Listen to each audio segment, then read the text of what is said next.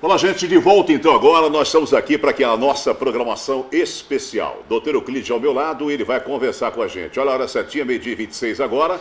Você imediata de volta e junto com a gente aqui no estúdio.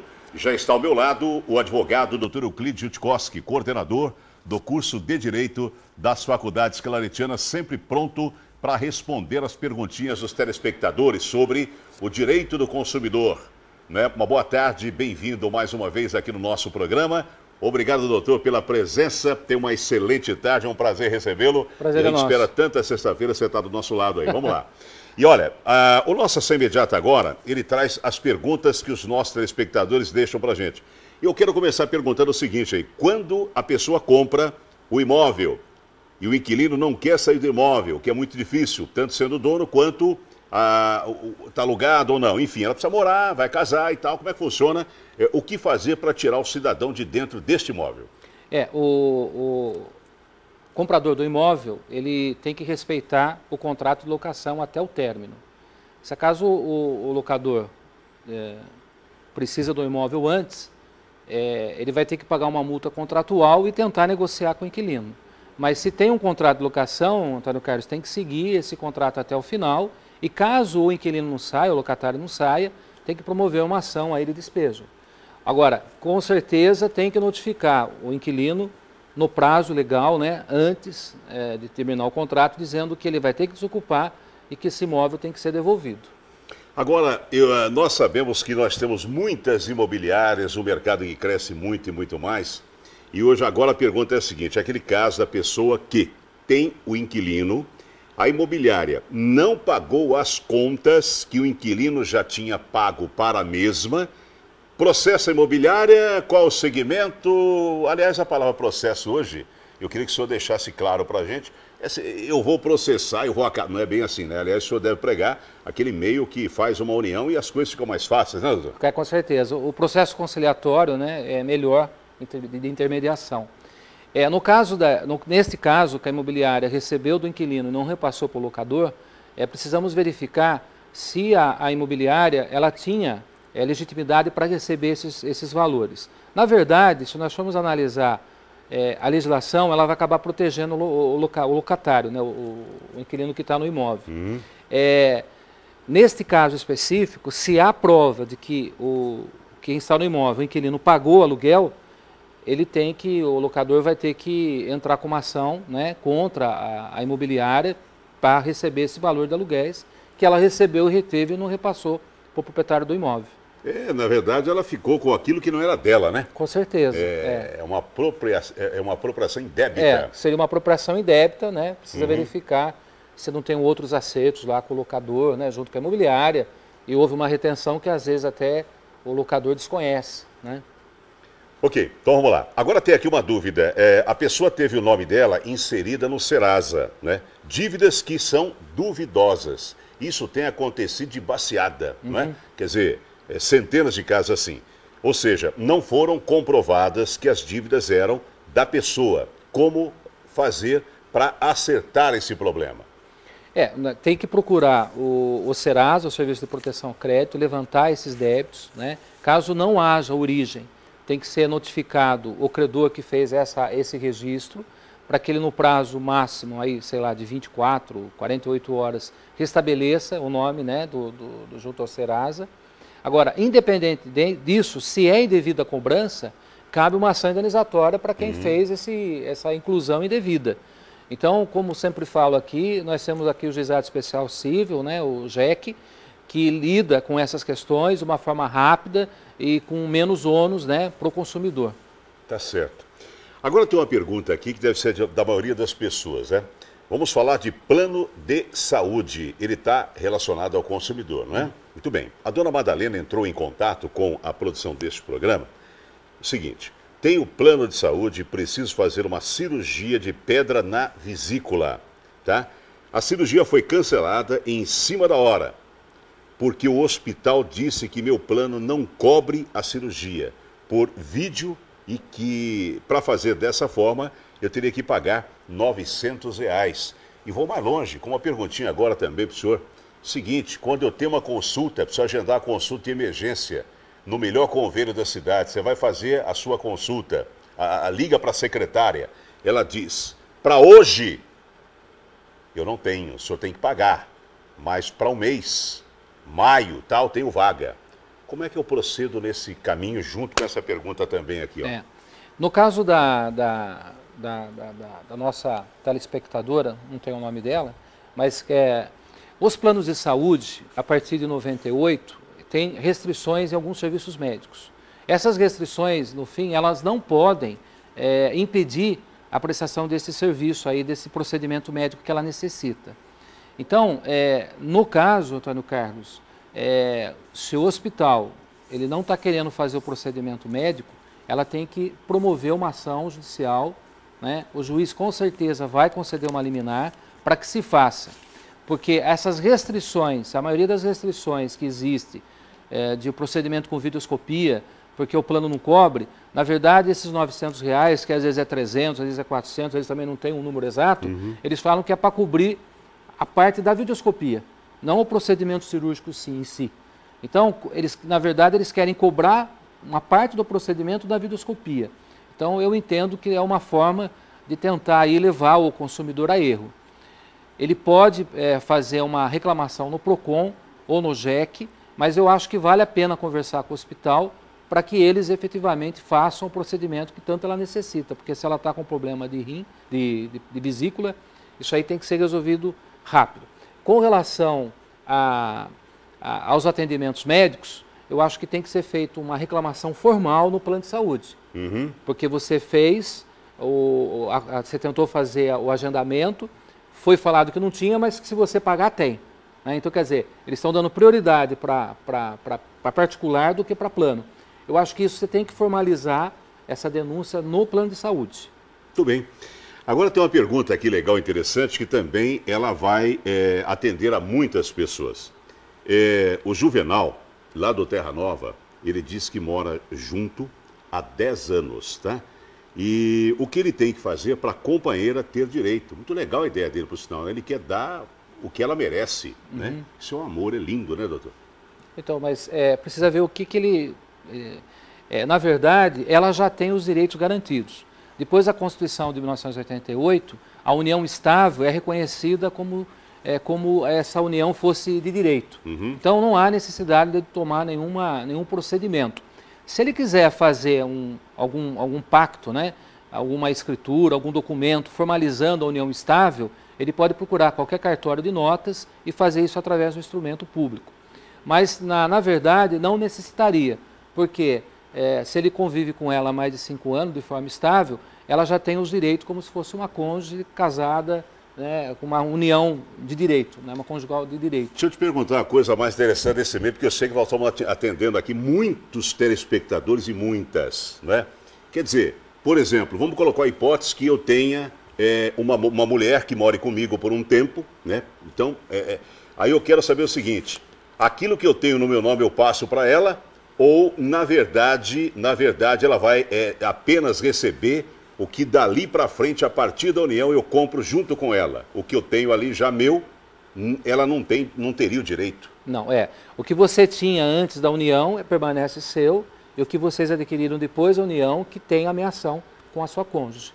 Interessante, se você tem bens e você começa uma nova relação, né, de forma não tradicional, de direito, que você faça, sim, então, uma espécie de contrato, uma espécie de pacto, né, com relação a esses bens. Já definindo que os bens que você já tinha antes de começar esse relacionamento, para que eles não venham depois aí, numa outra situação, a precisar ser partilhados. Tá certo. Então, esse é um dado muito interessante, porque eu tenho certeza que muita gente já está nesse caminho, né? Então, é bom que a gente responda. A Suzana, do Jardim Paulista 2, ela diz o seguinte, ó, é correto cobrarem taxa se a compra é parcelada no cartão de crédito? É só uma boa pergunta, hein? Se você optar em parcelar no cartão, cobram uma percentagem em cima. Isso pode ou não? Não, não pode. Não pode haver diferença entre compra de cartão, compra de cheque. Tem que ser o mesmo preço. Não pode. Mesmo depois de pagar a dívida, o banco mandou o meu nome para o Serasa. Ele é quem tem que fazer a retirada do nome? Pergunta. Posso entrar com uma ação contra o banco, tem o comprovante do pagamento da dívida. Não só pode, como deve. O banco tem que fazer o restabelecimento do nome da cliente aí, né, que está negativada indevidamente, e cabe uma ação aí indenizatória por dano moral contra o banco. E dá para receber o dinheiro em cima, ó, que o que ela está devendo. Precisa verificar. Na verdade, a indenização por dano moral, ele tem mais um aspecto punitivo, mas também pedagógico, para que o banco não venha cometer a mesma irregularidade. Não consigo fazer a portabilidade no banco. Onde a empresa me paga, não quer depositar o meu pagamento no outro banco, que não vou pagar manutenção. O que eu faço? Desculpa, Dona Carlos. Eu acho que ela está dizendo o seguinte, aqui ela tem uma conta no banco, ela não consegue fazer a portabilidade e a empresa não consegue fazer o pagamento para ela. Onde a empresa me paga, não quer depositar o meu pagamento no outro banco. A empresa não quer colocar no banco dela. Tá. Né? E ela não consegue fazer a portabilidade. A portabilidade para fazer a transferência do banco da empresa para o banco dela. A portabilidade, ela é obrigatória. Se o cliente quer fazer a portabilidade de uma conta para um outro banco, ele tem esse direito. Eu oriento que essa telespectadora vá até o PROCON e faça uma denúncia formal contra essa agência bancária. O Marcos diz o seguinte aqui: Dr. Euclides, eu fui a um show aqui em Rio Claro. Paguei para estar em uma área VIP, porém na hora o serviço oferecido foi péssimo.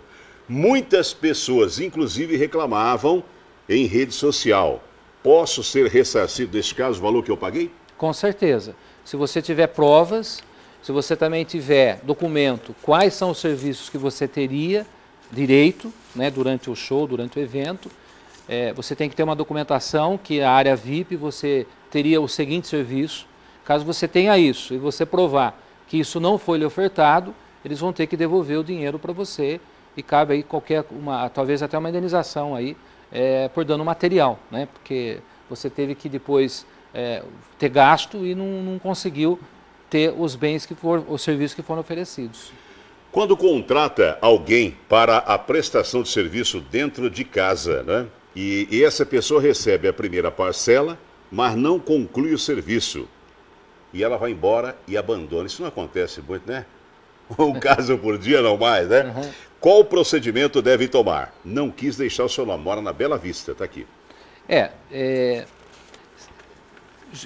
Nós tivemos um programa, Antônio Carlos, que nós orientamos o seguinte, né, os nossos telespectadores. Sempre quando contrata profissionais da construção civil, né, encanadores, eletricistas, pedreiros, a hora que faz a contratação, é interessante e deve pegar os dados dessa pessoa e fazer pagamento só depois do término do trabalho. Neste caso aí, precisa localizar quem fez o serviço, porque qualquer medida que se tome, você tem que ter os dados da pessoa. Então aí a pessoa deve investigar, ver se localiza o nome dessa pessoa, para que faça aí um pulo até o juizado especial civil e chame essa pessoa lá, ou para ela concluir o serviço ou para devolver o dinheiro. Trabalhava em uma casa como doméstica há mais de 1 ano e meio. Esses dias minha patroa me dispensou, dizendo que com as mudanças da lei não poderia mais ficar comigo. É certo usar esse critério para me dispensar? Na verdade é o seguinte, ela pode estar falando formalmente que foi por causa disso, o problema depois é provar, né? Porque a dispensa é um direito, né, do patrão em ser feito. Então eu não vejo aí depois muita prova que ela foi dispensada em função disso. Se a patroa pagou todos os direitos que ela tem direito, né, independente do motivo, eu acho que aí não tem muito o que fazer não, Antônio Carlos. Tá certo. Cássia do São Miguel, ela diz o seguinte aqui: tinha dívida com o banco e um consignado descontado em folha de pagamento. Ficou afastada aqui do trabalho e atrasou também. Foi negociar com o banco, mas disseram que só podem negociar a dívida e não o consignado. Isso é correto? Quando nós falamos negociação, Antônio Carlos, negociação, as partes têm que ceder. Então, o credor, a instituição financeira, não é obrigado a aceitar parcelamento Então, tem que efetivamente tentar negociar direto com o banco, porque o banco é credor, né? Igual eu e você, eu tenho um crédito para receber, você tem um crédito para comigo, eu falo, não, você é obrigado a receber parcelado, você aceita ou não. O banco é na mesma situação. Por isso é um acordo, tem que estar... Sim, é um acordo. Dos dois lados, né? Isso, com certeza. Como faço para não receber mais as ligações de prestadoras de serviço, banco, telefone celular, etc? Tem jeito? Não, eu queria até saber de que forma a gente conseguiria isso, porque eu sou, todos nós, né, somos assediados via telefone, agora o SMS, né, você vê que chegou uma mensagem no seu celular, aí você vai verificar, estão oferecendo um produto ou serviço. Não tem como fazer o bloqueio e não tem como impedir. Porque esses números, existe um banco de dados que é adquirido, né, não sei se a própria concessionária fornece esses telefones, e depois usam isso para fazer esse tipo de divulgação. Então, infelizmente não tem, a não ser que a Anatel, né, obrigue as concessionárias de serviço público de telefonia a fazer algum controle, mas aí fica impossível, né? Milhões de celulares, como é que depois você vai pegar a autorização de cada um? Ah, eu quero receber, eu não quero, né? Então, fica difícil. Então, eu não vejo muita saída aí de impedir esse tipo de assédio. Ok, o caminho seria mudar o número do telefone, ou eles vão achar.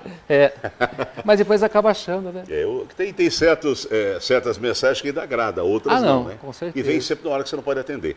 Bom, lá do Parque Universitário aqui, é o seguinte, diz assim, ó, já fiz 2 cirurgias de hérnia com o mesmo médico, né? Ainda não foi resolvido o problema dessa pessoa, pois ela vai precisar de uma 3ª cirurgia, já que as outras 2 não deram certo, por culpa do médico. Bom, aí é difícil, hein? Cabe processar esse médico? Com certeza. Agora, como sempre falo, né? Todo processo, independente de qual seja, ele tem que ter prova. Então, ela tem que juntar todas essas provas. Se ela for promover uma ação, vai ter que ser nomeado, o juiz vai nomear um perito médico para verificar se efetivamente esse médico tem culpa ou não. Tudo é questão de prova. Se tiver prova, sim, cabe processar. Não se esquecendo que um processo, ele pode ter a sucumbência caso você perda. Então sempre é um risco. Por isso que tem que ter prova para minimizar o quanto mais esse risco. Nada exato, né? A gente tenta, né?